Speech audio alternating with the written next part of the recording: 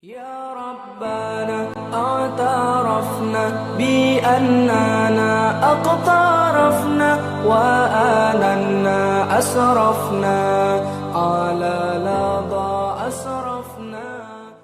Bismillahirrahmanirrahim. Assalamualaikum warahmatullahi wabarakatuh. Qala al-musannif rahimahullahu ta'ala anhu wa nafa'ana bihi wa bi ulumi fid dharain amin. Rabbi shrah li sadri wa yassir li amri wahlul 'uqdatam min lisani yafqahu qawli amin ya rabbal alamin. Bismillahirrahmanirrahim. Ruwiyan anin nabi sallallahu alaihi wasallam annahu qala in anjakum yawmal qiyamati min ahwaliha wa mawatiniha aqtaruhum alayya salatan. Bahwasannya di kitab ini hampir setiap babnya ketika akan menjelaskan daripada sarah keterangan sebelumnya, musannif selalu memberikan hadis atau kaidah yang berkaitan dengan sholawat. Bagaimana cara musannif mengagungkan sholawat, maka harus perlu dan wajib kita terapkan dalam kondisi kita sehari-hari, dimana ketika kita ingin memulai sesuatu maka hendaknya harus kita mulai dengan pembacaan basmalah dan sholawat. Maka dijelaskan di sini diriwayatkan oleh Nabi Muhammad sallallahu alaihi wasallam bahwasannya inja'akum yaumal qiyamah, sesungguhnya orang yang paling selamat di antara kamu pada hari kiamat, min ahwaliha mawawatiniha, dari kengerian-kengeriannya dan jurang-jurangnya, aksaruhum alayya sholatan, ialah orang-orang yang paling banyak membaca sholawat untuk kata Rasulullah sallallahu alaihi wasallam. Maka sholawat itu memang benar-benar ampuh. Tidak bisa kita membiarkan setiap doa kita itu terhindar daripada sholawat, karena sudah dijelaskan dalam keterangan selanjutnya bahwasanya sebanyak apapun kebaikan kita tentang amaliyah kita, ketika ditimbang di yaumil mizan, pada waktu itu diketahui tidak ada satupun sholawat kepada Rasulullah SAW, maka kebaikan itu akan sia-sia dan akan kembali kepada orangnya. Wa Abi Hurairah radhiyallahu ta'ala anin Nabi sallallahu alaihi wasallam annahu qala man salaka tariqan ilmi wa salakallahu bihi tariqan ilal jannat wa innal alima yastaghfiru lahu man fis samawati wa man fil ard hatta al hitanu fil bahri innal ulamaa warasatul anbiya. Kemudian hadis kedua juga dijelaskan bahwasannya Abi Hurairah radhiyallahu taala anhu dari Nabi sallallahu alaihi wasallam berkata, man salaka tariqan ilal ilmi, barang siapa yang berjalan menempuh suatu ilmu, sallakallahu bihi tariqan ilal jannah, maka Allah menjadikan menempuh suatu jalan tersebut menuju surga. Jadi dimudahkan seseorang ketika menuntut ilmu untuk menuju surganya Allah. Wa innal alima yastaghfiru lahu man fis samawati wa man fil ard, dan sesungguhnya orang yang berilmu itu dimohonkan ampun oleh makhluk-makhluk bumi, hatta hitanu fil bar, hingga ikan-ikan yang ada di laut pun beristighfar untuk mendoakan orang-orang yang alim, orang-orang yang mencari ilmu. Innal ulamaa warasatul anbiya, sesungguhnya ulama itu adalah pewaris para nabi. Sehingga juga dijelaskan bahwasannya keutamaan ilmu dalam beberapa riwayat yang diriwayatkan oleh Ibnu Abbas bahwasannya Rasulullah pernah berkata, diskusi di sebagian malam lebih aku sukai daripada menghidupkan seluruh malam dengan beribadah. Artinya mendapatkan satu solusi daripada diskusi tersebut berarti kita mendapatkan ilmu baru. Ketika kita mendapatkan ilmu baru maka bisa kita terapkan. Jadi lebih baik daripada beribadah semalaman. Kemudian ada juga yang pernah bertanya kepada seorang ahli hikmah, apakah yang baik untuk disimpan? Kemudian ini bertanya ahli hikmah kepada Syekh Al-Imam Hasan Al-Basri. Bertanya apakah yang baik untuk disimpan? Beliau pun menjawab, sesuatu yang ketika perahumu tenggelam, maka sesuatu tersebut bisa engkau buat berenang. Yang dikehendaki beliau dalam makna perahu yang bisa mengapungkan kita dalam kondisi tenggelam adalah ilmu. Jadi ketika menjelaskan perahu, yang dikehendaki beliau dengan tenggelamnya perahu adalah rusaknya jasad sebab meninggal dunia. Jadi ketika perahu kita rusak, kemudian tenggelam, maka jasad kitalah yang akan rusak. Sebagian ulama berkata bahwasannya orang yang menjadikan hikmah sebagai kendali, maka ia akan dijadikan oleh manusia sebagai imam pemimpin. Orang yang mengerti hikmah, maka mata manusia akan memandangnya dengan pemandangan memuliakan. Hikmah bisa dipelajari dan tidak mungkin seseorang akan terhindar daripada hikmah-hikmah yang telah diajarkan oleh Allah dan Rasulullah SAW. Maka dari keterangan yang tadi bahwasannya perahu itu merupakan suatu ilmu, ketika seseorang memiliki perahu, maka otomatis jasad mereka itu sudah terselamatkan oleh perahu tersebut. Apabila ketika jasad tersebut itu berenang di lautan kemudian tenggelam, maka jasadnya akan rusak. Akan tapi ketika memiliki ilmu, dia tahu bagaimana caranya berenang, bagaimana caranya. Itu berkat daripada ilmu. Wa an Abi Dzarrin annahu qala alaihi salatu wassalam, ya Aba Dzarrin, la an ta'buda fata'allama baban min kitabillahi ta'ala khairun laka min an tusalliya mi'ata rakatin wa la an ta'du fata'allama baban minal ilmi umila bihi awlam yu'mal khairun laka min an tusalliya alfa rakatin. Abi Dzar pernah berkata bahwasannya Rasulullah SAW bersabda, ya Aba Dzarrin, wahai Abu Dzar, la anta taghdu fata'allama baban min kitabillahi ta'ala. Sesungguhnya kepergianmu belajar untuk mencari satu bab dari kitabnya Allah, khairun laka min an tusalliya mi'ata rakatin, adalah lebih baik bagimu daripada kamu sholat 100 rakaat. Wala anta taghdu fata'allama baban minal ilmi umila bihi aw lam yu'mal khairun laka min an tusalliya alfa rakatin. Dan sungguhnya kepergianmu belajar satu bab daripada ilmu, baik diamalkan ataupun tidak, adalah lebih baik bagimu daripada sholat 1000 rakaat. Berkaitan dengan ini ada suatu kisah ketika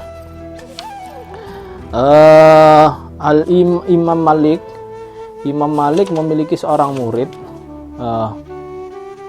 Imam Malik memiliki seorang murid bernama Ibnu Abduwah Al-Hakam. Ibnu Abduwah Al-Hakam.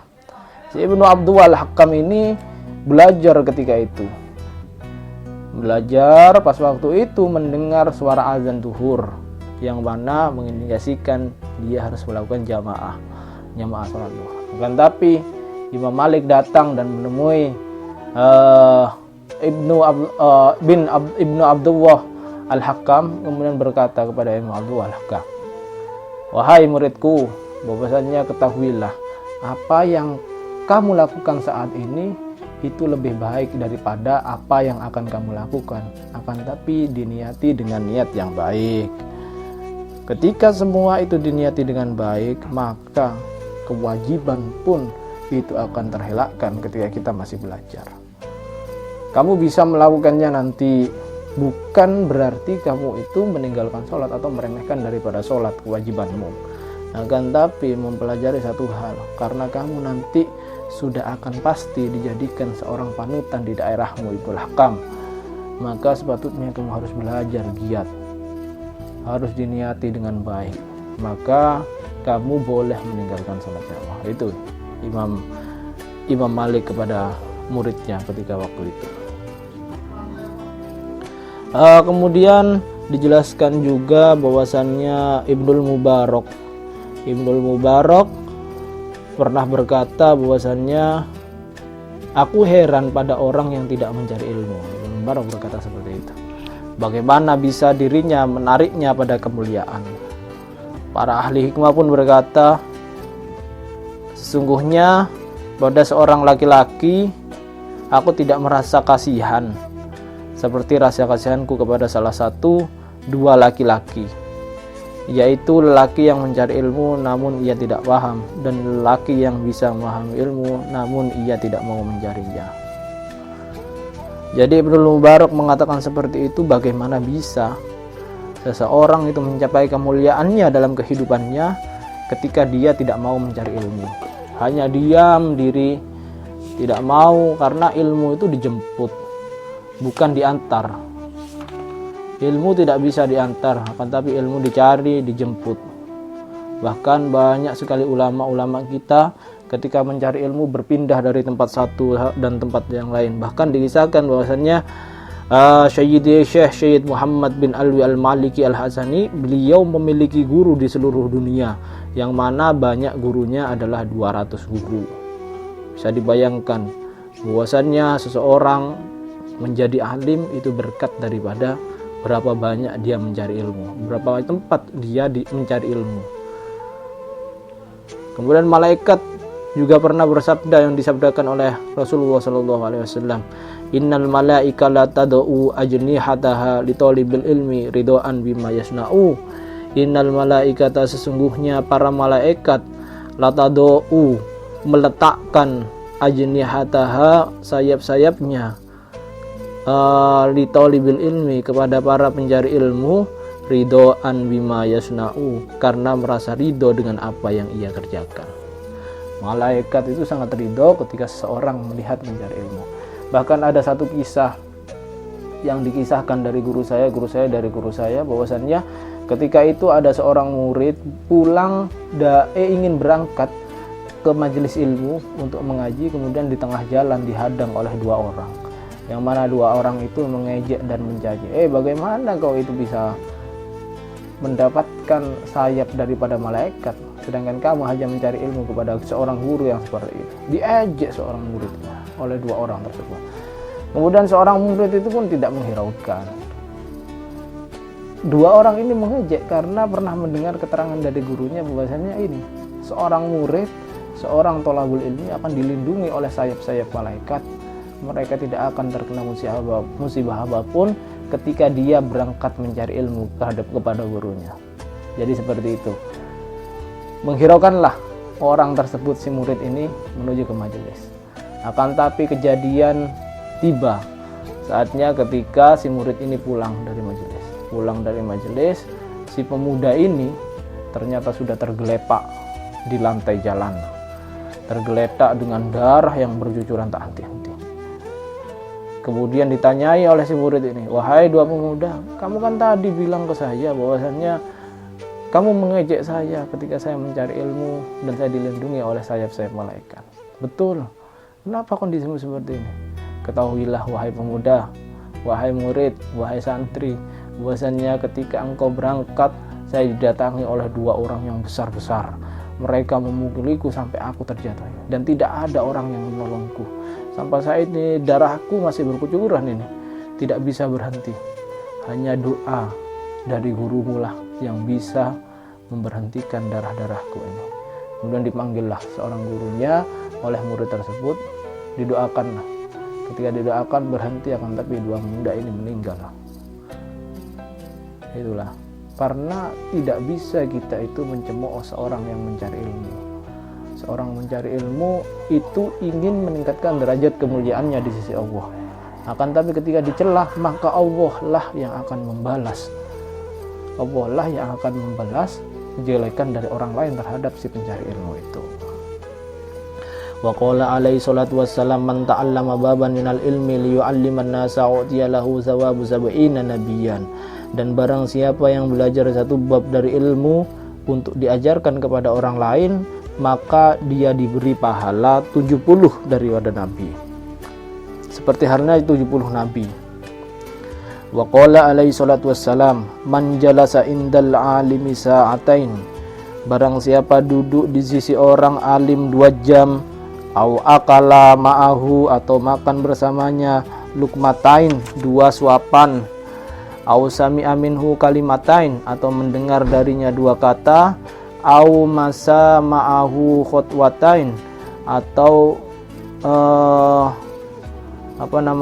berjalan bersamanya 2 langkah, atau huwahu ta'ala jannatain, maka Allah akan memberinya 2 surga. Kullu jannatin mislud dunya marrotain, yang masing-masing surga itu seluas 2 kali lipat dunia. Subhanallah. Bayangkan, tidak bisa kita membayangkan nikmat Allah kepada seorang pencari ilmu. Wa an aliyin karramallahu wajhah anin nabi sallallahu alaihi wasallam annahu qala sa'altu jibrila an ashabil ilm faqala hum suruju ummatik fid dunya wal akhirah.